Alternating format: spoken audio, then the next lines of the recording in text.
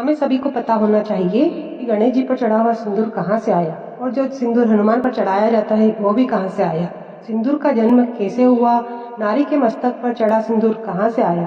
कल्प की शुरुआत हुई और ब्रह्मा जी के मुख से एक विचित्र मानव ज्वाली लेते समय प्रकट हुआ। कौन हो तुम, हमें मालूम नहीं। क्या नाम है तुम्हारा, हमें मालूम नहीं। कहाँ से आए, हमें मालूम नहीं। ब्रह्मा जी ने देखा वह वीर है, पूरा शरीर लाल है, चेहरा लाल है। ब्रह्मा जी ने उसका नाम सिंदूर रख दिया। ब्रह्मा जी ने उसे प्रसन्न होकर वर देना चालू कर दिया।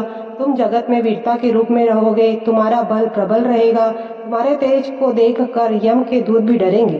तुम जगत में कहीं पर भी रह सकते हो, पूरा ब्रह्मांड तुम्हारा है, तुम कहीं पर भी राज कर सकते हो।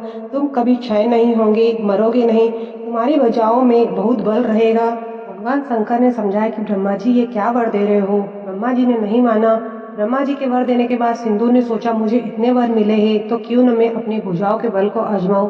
सिंदूर ब्रह्मा जी के पास ही बल आजमाने के लिए पहुंच गया, उन्हें अपनी भुजाओं में दबोचने लगने लगा। ब्रह्मा जी ने उसे समझाया पर सिंदूर नहीं समझा। इसके बाद ब्रह्मा जी भागकर विष्णु जी के पास गए। ब्रह्मा जी ने सारी बात विष्णु जी को बताई। इतने में ही सिंदूर वहां आ गया। विष्णु जी ने कहा यह तुम्हारे पिता है। क्यों? फिर सिंदूर ने कहा अच्छा मैं आपको दबोच कर देखता हूँ। भगवान विष्णु ने कहा मुझसे प्रबल तो महादेव है। सिंदूर ने कहा तो अच्छा है, मैं उनको ही दबोचता हूँ। सिंदूर आ गया कैलाश पर मृत्युलोक में। वहाँ उसने माँ पार्वती को देखा तो वह माँ पार्वती का हाथ पकड़कर ले जाने लगा। माँ चिल्लाई।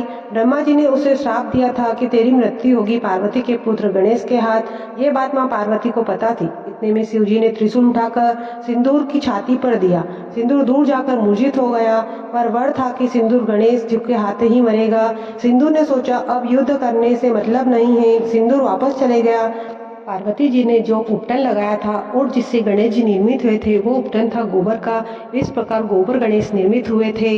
इसके बाद सिंदूर जहाँ रह रहा था वहाँ गणेश जी एक बालक का रूप रख कर गए और जोर से आवाज लगाई मुझे भूख लगी है, भोजन करा दो। सिंदूर ने अभिमत्ता में आकर कहा बच्चा है, उसको पेट भर भोजन करा दो।